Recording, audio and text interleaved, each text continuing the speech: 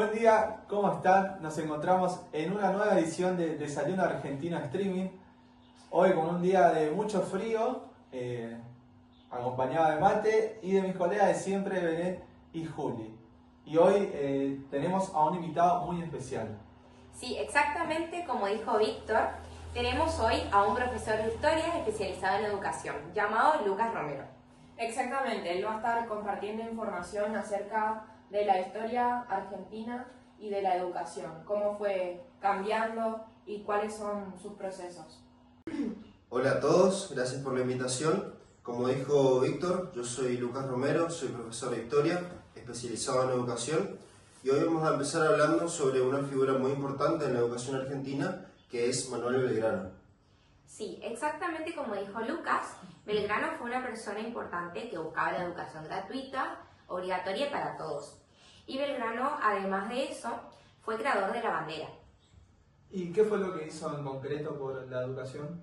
Él buscaba la creación de muchas escuelas en todas las provincias y también se enfocaba mucho en el oficio, la agricultura, comercio. Y sobre la educación para las mujeres, ¿él estaba a favor? ¿Lo defendía? Él defendía mucho el derecho a las mujeres a estudiar, a escribir, a hacer cuentas, algo que no era muy común para esa época. Bueno, antes de seguir avanzando con los temas, quiero agradecer a nuestros amigos de California que nos acercaron unas facturitas para acompañar el mate y la charla y rendirle honor al nombre del programa, ¿no? Porque qué más argentino con un buen mate y una buena factura. Ay, encima California es muy económico, re bien. Así que bueno, nos vamos a una pausa, así nos tomamos el tiempo de tomar las facturas y luego regresamos y seguimos con la programación. Bueno, regresamos y continuamos con el programa. Y Lucas me comentó que iba a hablar sobre otra figura importante de la educación argentina. Sí, exactamente. Les quería hablar de una figura clave que es Mariano Moreno. Para él, educar era liberar. Creía que a través de eso el pueblo podía participar y tomar sus propias decisiones. ¿Y qué tipo de educación proponía?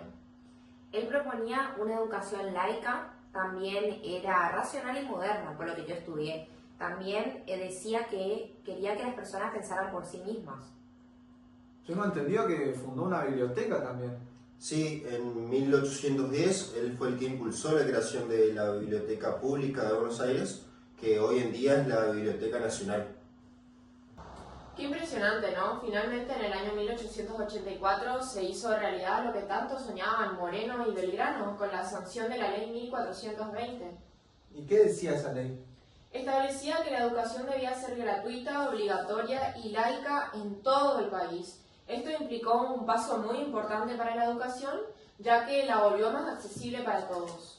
O sea que la escuela pasó a ser un derecho y no solo un privilegio para unos pocos. Exactamente. Y ya más adelante, en 1993, fue cuando se sancionó la Ley Federal de Educación.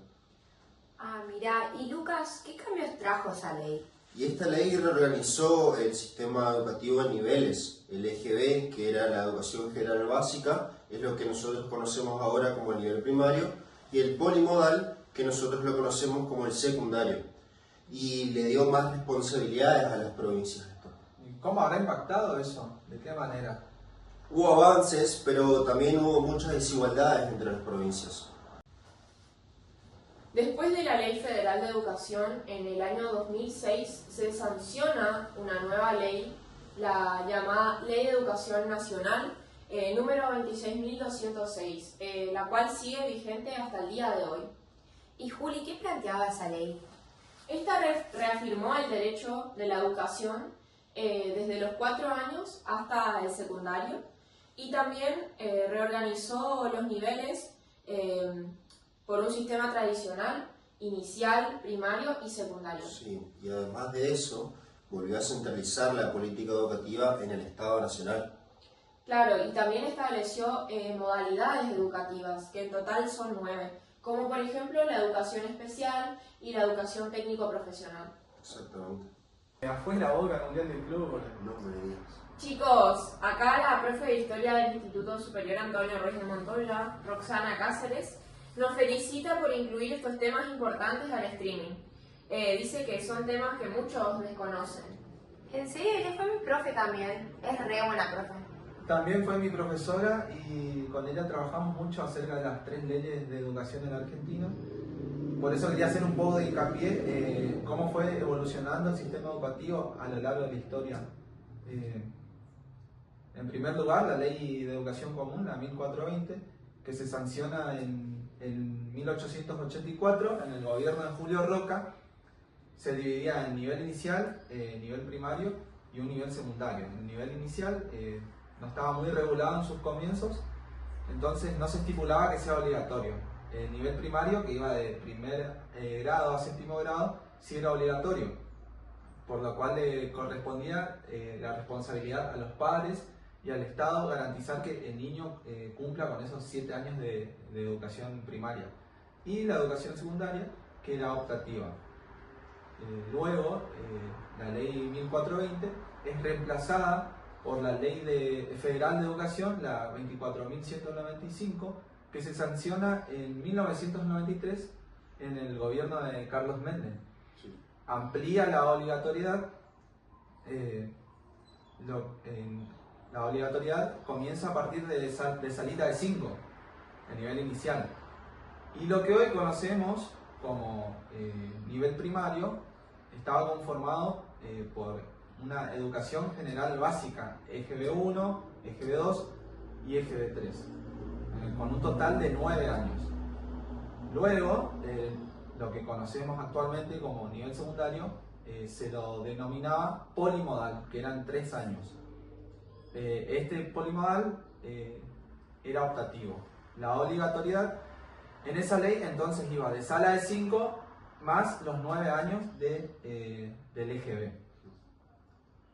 Y actualmente la Ley de Educación Nacional 26.206 amplió aún más los años de obligatoriedad, que va desde la salita de 4 hasta el 5.º año de secundaria o 6.º en caso de una escuela, un colegio de formación técnica. Esa fue la sancionada en 2006, ¿no? Se sancionó en 2006 con el gobierno de Néstor Kirchner. ¿Y sigue vigente actualmente? Sigue vigente actualmente, en la actualidad. Bueno chicos, ahora nos vamos a ir a una pausa activa y le vamos a dejar con una musiquita para que vayan escuchando.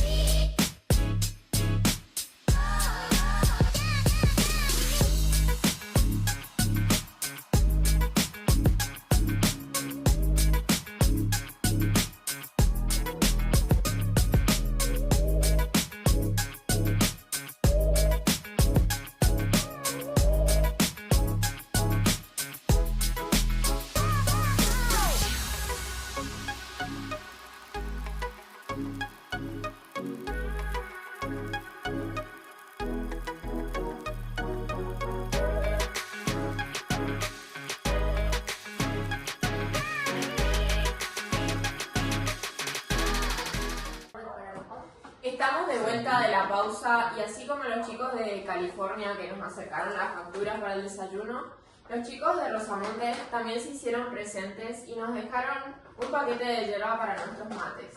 Así que ya saben, si quieren que sus mates no se laven, Rosamonte. Aguante Rosamonte. Bueno, retomamos con los temas del día y Belén me dijo que quería tratar un tema en particular, así que Belén, aprovechalo que lo tenés al profe acá. Bueno, como estábamos viendo, en cada época la educación refleja el modelo de país que se busca. Entonces ahora vamos a hablar de un tema importante que es la educación en el segundo gobierno de Perón.